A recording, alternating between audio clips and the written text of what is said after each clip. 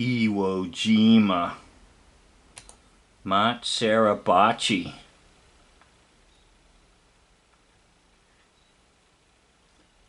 This is what you see in your mind. Explosions, body parts, courageous soldiers jumping up on a big rock.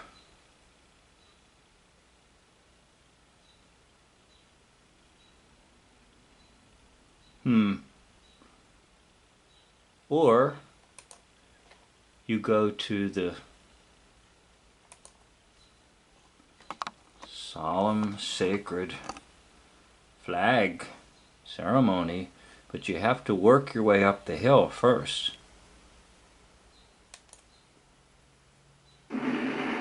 The Marines tried to flush out the Japanese with their mortars and artillery. They were mostly unsuccessful. The only way to attack the entrenched Japanese positions was from up close. As the Marines cautiously climbed the flanks of Suribachi, they could actually hear the Japanese talking inside the volcano.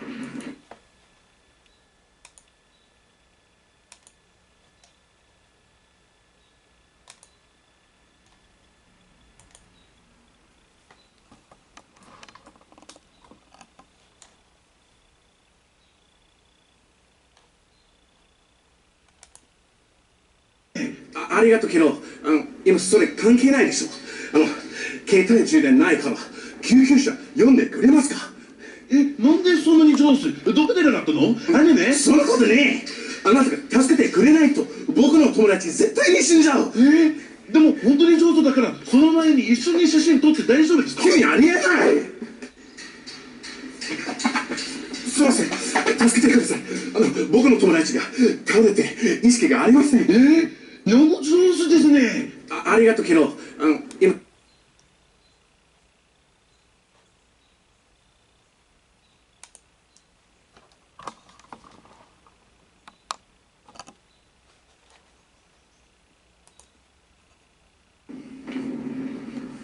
For the next 4 days, those Japanese voices would be systematically silenced by flamethrowers and hand grenades. There seemed no end to the Japanese resistance, and the Leathernecks desperately needed a lift. On February 23rd, one group... So isn't it something that somebody's wounded, fully capable of walking, and yet they have an assistant on the right and on the left?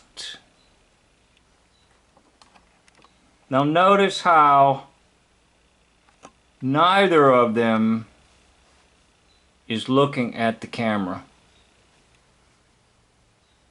And do you really think that this individual needs assistance?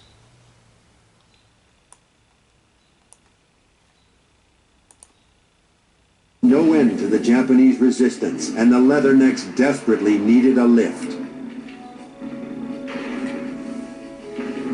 On February 23rd, one group of tenacious Marines finally made it up the north face of Mount Suribachi. They climbed this hunk of volcanic rock in a stunning moment, perhaps the best remembered image of World War II. They shot it like several times because it was a movie. It was a film.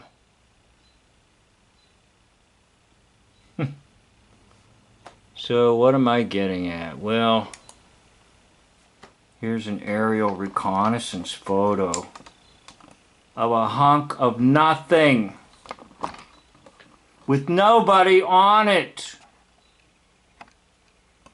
That's why it was chosen, people. There's nothing there and nobody on it. Now they'll fake you out and tell you there was a Japanese population of about 1,000 and they were told to leave. Why? Excuse me. So they could build it up with Japanese soldiers. And how many? 21,000. 21. So it's about 5 miles in length, at most 2.5 miles in width. And yet there's 21,000 Japanese and 70,000 Marines coming. And the bodies are just stacking 3 and 4 bodies high because of their battle. And it was supposedly that it needed to be conquered because it was close to Tokyo.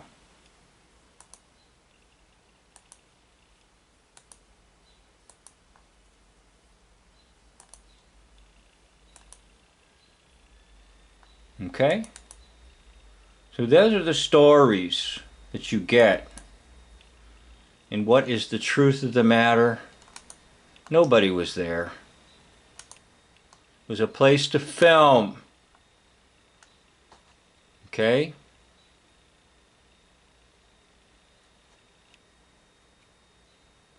You can read some of the stuff about it. Supposedly there were 1,000 civilians. They were told to leave so the Japanese could build it up. Now, why in the world would you want to build up this hunk of rock with 21,000 when all you have to do is just shut it off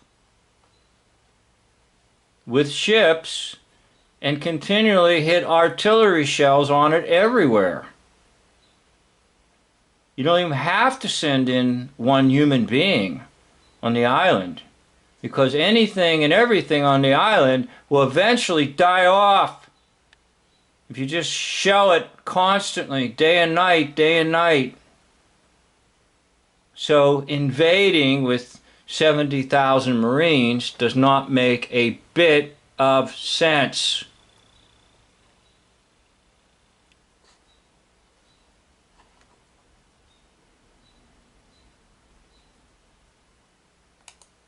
But the story will continue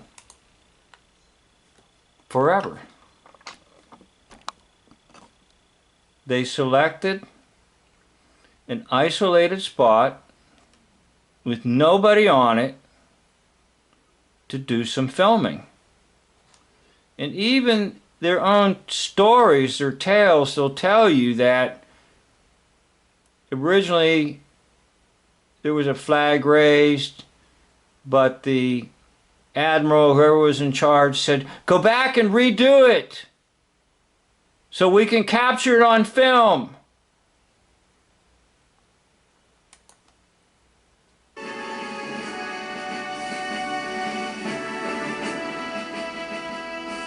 By the sixth day of battle, the Marines had captured the island's largest airstrip.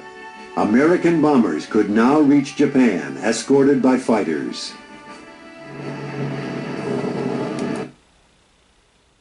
So you can believe what you want. My other video, I spent over 1 hour with a dude who was telling you all kinds of nonsense stories about a Japanese soldier jumping into a foxhole with him with a pack of explosives, and he pulled this string on the explosives and the Japanese soldier evaporated.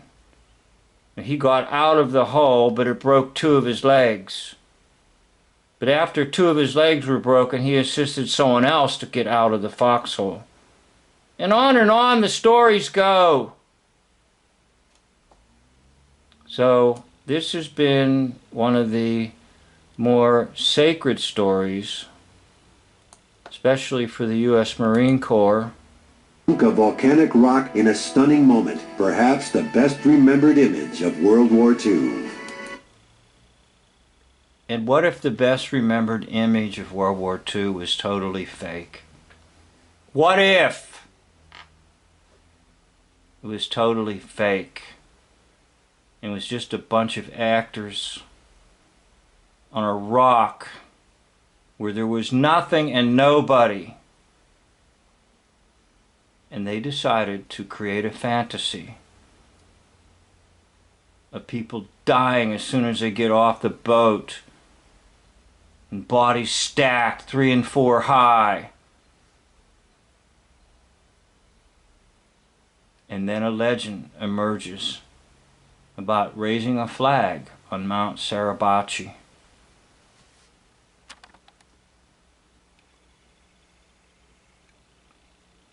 As one friend told me, they pick locations that are very obscure and remote and far away so that nobody can really question the authenticity of what they're saying.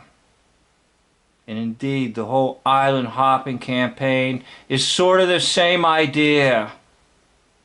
You go somewhere where there's basically nothing or nobody. You have a mock battle. You film some film. And you take it back and put it in a movie theater in America and tell people this is what happened.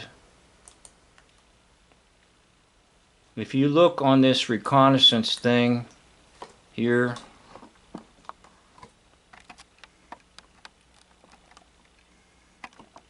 you will see that they tell you it was for the Pacific Theater. They always use the term theater.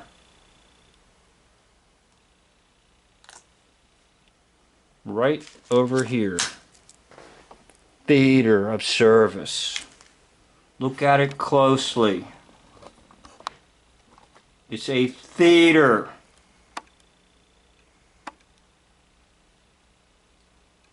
They're telling you you were invited to the movies. If you want to keep watching movies, then you're in Plato's Cave.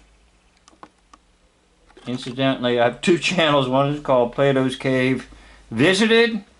The other is called Plato's Cave Revisited. And that's all basically the Second World War was. Were movies. Now it did feature controlled demolitions. And it did feature a lot of troops moving around. And it did feature a lot of propaganda. But why do you think they refer to the European theater and the Pacific theater? Because it's a show. And Mount Suribachi, raising a flag, was part of the show. I'd like to thank you for watching this video. End of video.